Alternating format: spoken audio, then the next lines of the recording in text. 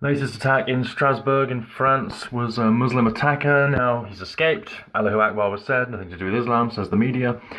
Probably, I didn't even look at the media. I've stopped paying attention now because it's got such a joke. The caliphatization of our countries, turning into an Islamic caliphate, while the media says that Allahu Akbar attacks on Jewish people from Muslims have nothing to do with Islam. Meanwhile, we have common purpose police that facilitate the Islamization process of our countries. And then the Islamists turn around and stab the police. They end up fighting for their lives with someone with a combat blade, or an assassin's blade, or a machete, or whatever else, you know? Well, I'm not going to cry over a stuck pig.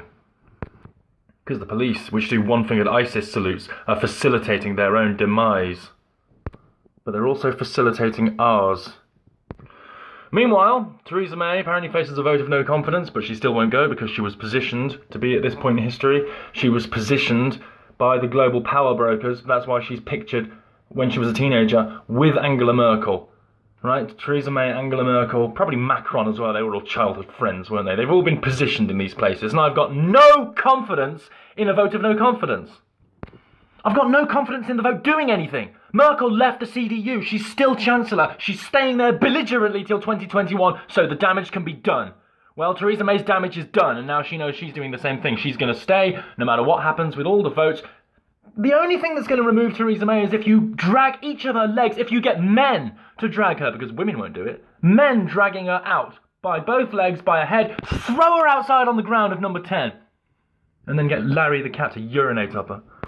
Even then she'd get up from her hands and knees and crawl back towards the door. Probably get the wrong door because she always gets either locked in a car or goes out the wrong door or something. But, you know, that dancing Theresa, that idiot Prime Minister, that complete failure, that treasonous joke, that thing that we can't get rid of, the thing we proves we don't have a democracy. We don't have a legitimate democracy, everyone. We don't have a valid democracy. We don't have a system of getting rid of people like this. We don't have a system of justice.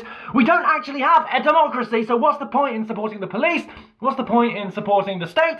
What's the point in going out? What's the point in working? What's the point in not working? What's the point in doing? What is the point in carrying on? Pretending we've got a democracy, pretending we're bringing democratic freedoms to different countries, when we don't even have a democracy in our own country. That's overt now. We know we don't have a democracy. There are no legitimate systems of democracy. It's been trampled all over. And look at what we've learned in France. Macron, where the vote was stolen, he won, but he didn't win. And then the violence, which now has forced Macron to backtrack on so many different things. He's made so many concessions because of violence. And that proves that violence works where voting didn't. Macron has proved to the world that violence works. But unfortunately, we didn't take that lesson, and France did. All we do is go out in our parade marches and virtue signal and wave Union Jack flags and smile with the police. Yeah, that's going to get far, isn't it? I'm embarrassed to call myself I'm embarrassed to be associated with British marches of any kind. If this is what being British means, being a cook, being, you know, worshipping the authorities no matter how discredited it is, then, you know, I don't want to be British. In fact, I'm English, not British. Because British is a meaningless trope. It doesn't mean anything. You can be a Chinaman, living all your life in China, come over here, get a passport, and you'll be British. Oh, really? Not a Chinaman? But if I go over to China and get a passport, after living in Britain for so long, get a Chinese passport and then go there, they won't call me a Chinaman. I won't suddenly be a Chinese person just because I've got a Chinese passport. So why is it that you're a British person when you get a British passport? Oh, it's called hypocrisy. Oh, it's called that's the part of the world that's being invaded. We have these double standards in the world so we can be invaded.